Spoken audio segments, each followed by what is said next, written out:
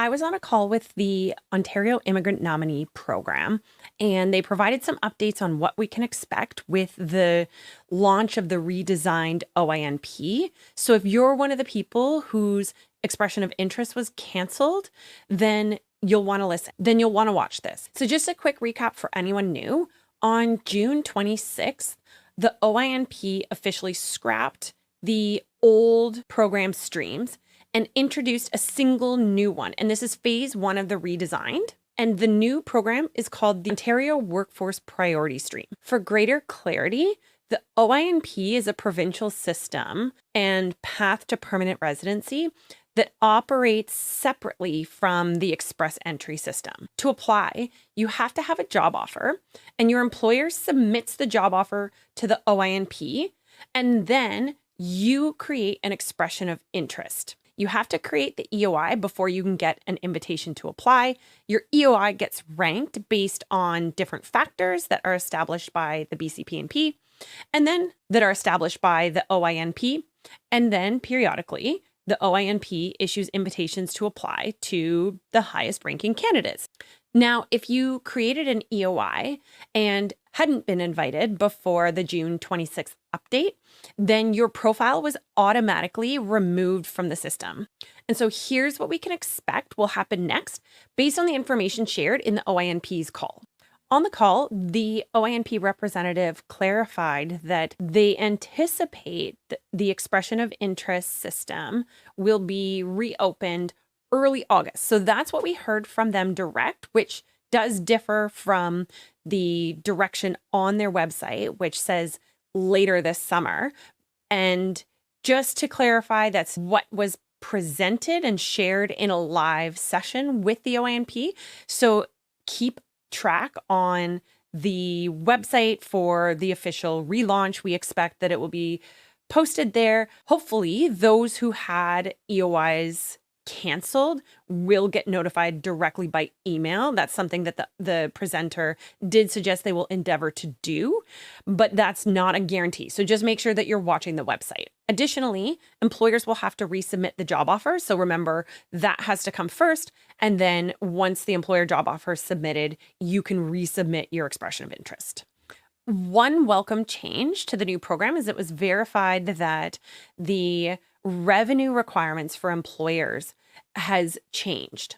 Now there's 3 groups of geographies, including GTA, other larger centers, and then a third group for rural employers. And that third group opens up more opportunity that didn't exist before because it has a lower revenue threshold that the employer has to satisfy in order for the employer to actually be eligible to support you.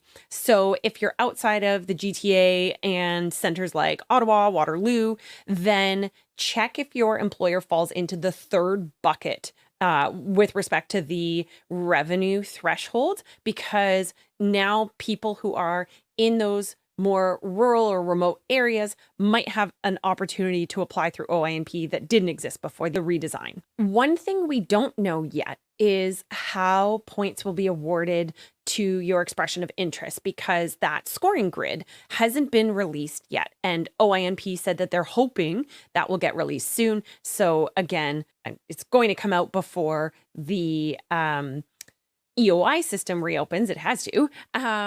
So again, targeting hopefully early August, where we'll get more information about that. But there are changes to how points will be awarded to EOIs, which we expect will see points for wage as well as more points for people who are currently working and have been working for the employer who made them the job offer. More details to come on that. Again, that was information shared in the live session by the OINP, but the official EOI scoring criteria has not been released for the new workforce priority stream yet. Another thing that the OINP shared that's really important is that they are emphasizing priority to candidates with job offers in rural and regional locations. So they made it clear that that is a priority of the program. Now, unlike other provincial nominee programs, there's not distinct or pre-disclosed details about what regions are being prioritized or what occupations are being prioritized, the OINP leaves that to the rounds of invitation. And so in the rounds of invitation, based on what the OINP said, my expectation is that we will see the province continue to segment candidates in the rounds of invitation by location of the job offer and by occupation. And that's how they are using the program and to address the labor market needs and stay agile when it comes to the program functioning as a tool to fill labor market gaps. A welcome change for recent graduates and PGWP holders is that the OINP has expanded the definition of recent graduate for the purpose of determining who actually qualifies. And that definition is now someone who's graduated within the last 3 years, whereas before it was 2 years.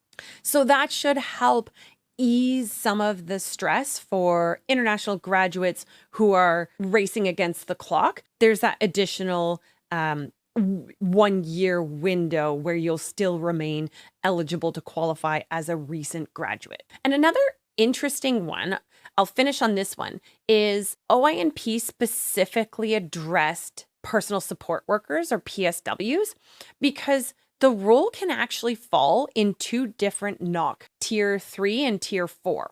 And someone was asked if the OINP was suggesting that all PSWs are Tier 3.